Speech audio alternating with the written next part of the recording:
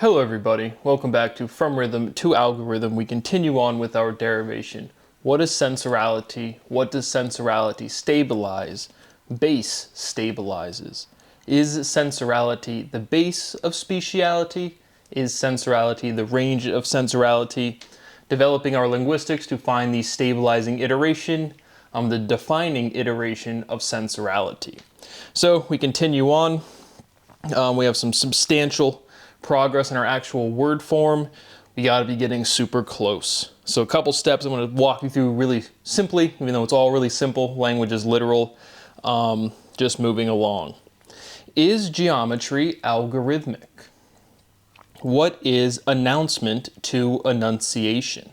So now, again, historically, we have the word enunciation, which naturally I looked up the definitions, but I had already derived, again, 200 episodes ago, I don't know. But enunciation versus pronunciation. Pronunciation is like the formal correct way to say something, and enunciation is a given articulation of that pronunciation. And so, if we have this again, language is generally relative. We have history. People come along and they describe that history more efficiently than other people, and then they get remembered more. But the overall storytelling, again, is created by everybody. Experience is encoded in any language, right? That's why you have doppelganger from German. That was just an example that came to my head. All of these random French words are not really random. It's just when experience is precisely articulated in a given language, that syllability will hang around longer. But historically, right, if we have ontology, the proper way to talk about science pretty much holistically, right? We have pronunciation. And then if one person comes along and articulates science more comprehensively to the level of what you would call mathematical proof, right, through their personal enunciation, the pronunciation and the enunciation becomes one thing. And if that were to happen, you would have a historical example of the enunciation. So just leave that with you, but that is a well-defined step. In the same way you take a slogan of businesses, right, and you just stuff two things together. Can't think of an example. Go look at any business slogan, and you're consolidating this logic, and you're creating some type of word. You take the word announcement, and you take the word enunciation, and you get the enunciation. The announcement of enunciation, the announcement of pronunciation is the enunciation. And so, again, leave that there. You can do with that what you will. Sensorality enunciates. Sensorality is enunciality. Sensorality is pronounced. Emphasis pronounces. Announcement is pronounced. Speciality is pronounced. Right? What makes us special, what makes us different is pronounced. What is sensation to pronunciation? What is facing to orientation? Face forward. Or if you're an electron, face in the direction of the magnetic fields. But facing front. Orientation is direction. Sensorality is orientality. Orientality is orality. Again, directly, literally, you just remove the I-E-N-T. Right? It's not a complete word. Orientality, not the Asians, is just an expanded word form of orality. So that's a natural definition. Orientation, positions. Right? How does orality relate to orientation? Follow my voice. Orientation, positions. Situational is positional. Position is positive. That has a natural definition. Again, the suffix is the only thing changing, and they're both it is what it is, directly, literally, right in the middle of the word.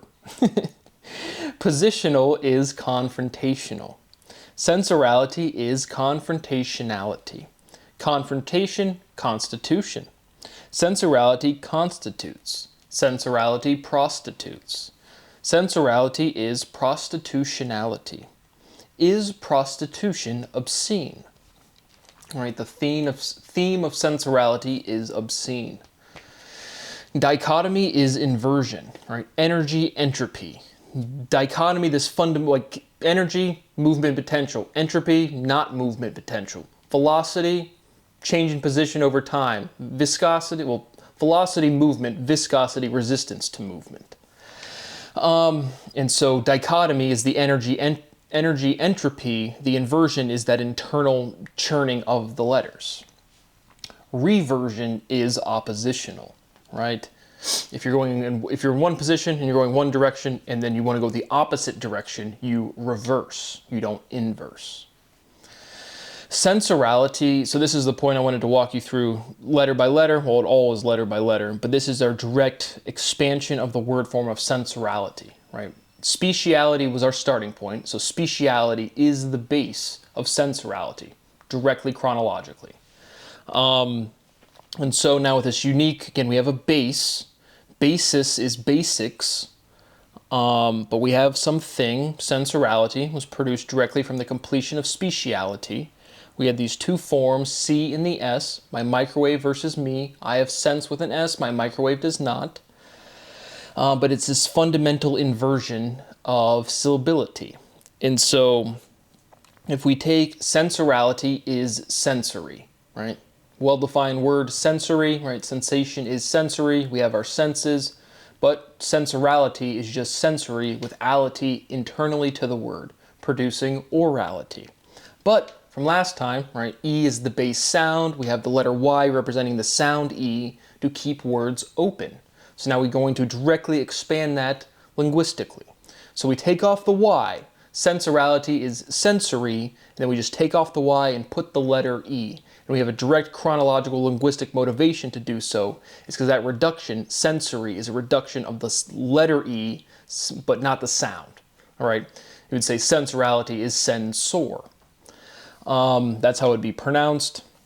But to generalize it, to keep it open, right? All words are generally defined. So to have these Lego building blocks, you say sensory. But sensoreality is sensor, S-E-N-S-O-R-E. And now we can just put ality to generalize at the end of that word. Sensoreality is sensoriality. So that is a natural definition. And now we've produced that natural inversion, E in the A, right next to each other. And we've produced reality. And again, reality, I've already proven in speciality, I guess not technically in sensoreality, but these analytical elements, once they're proven once, it's like saying you have to reprove addition every time. No. But regardless, we have this fundamental inversion, our base E, right next to its inversion, its self thing, A, reality, right? And re is a prefix, ality is a suffix, it's just a general word form. But sensorality is sensoriality. And that's the natural definition. And again, we've produced this orality is reality. Orality is real. Sensorality is real. That is a natural definition. So now we've proved linguistically the existence of sensorality. We proved the spelling before. And you might be saying, how do you prove the spelling? And is this aspect of syllability? Reality is sensory. Reality is sensorality. So you should be able to kind of feel that now, right? Your reality is what you can sense, what you can perceive. Reality is sensorality. Reality is orality. Sensorality is sensoralityality. And that was sensor, so that's just, again, doing the same expansion of dropping the letter Y representing the sound E and putting the letter E to represent the sound E for consistency. But sensorality, and then you just sensoralityality. Reality is real. Sensorality is teal. Sensorization is the opposite of realization. Right? If you realize something, you understand it, you learn it, it's information disclosed to you. If it's censored, it's not disclosed, it's filtered. Right? The opposite of a filter is a facilitator. And that kind of introduces the filter, F-I-L-T-E-R, to facilitator, ends in an O-R, I think. Again, we're getting to the final result. But conceptually and logically, that should make a lot of sense. Sensorality or sensorization is the opposite of realization. What is reality to royalty? Does royalty live in reality? And that's not a social statement. We're just producing our logic. Are algorithms real? Well, by everyone blurting out the word all of the time, I would say, yeah. Speciality is the base of sensorality. Again, as we stated at the beginning, that is a direct conceptual consequence of chronology. Speciality is special with an ITY. That was the complete reduction of this analytical process, hence our starting point, hence our base. Speciality is the base of sensorality. Sensorality is the inverse of speciality. What is containment to completeness, right? Dichotomy, this fundamental stability of two.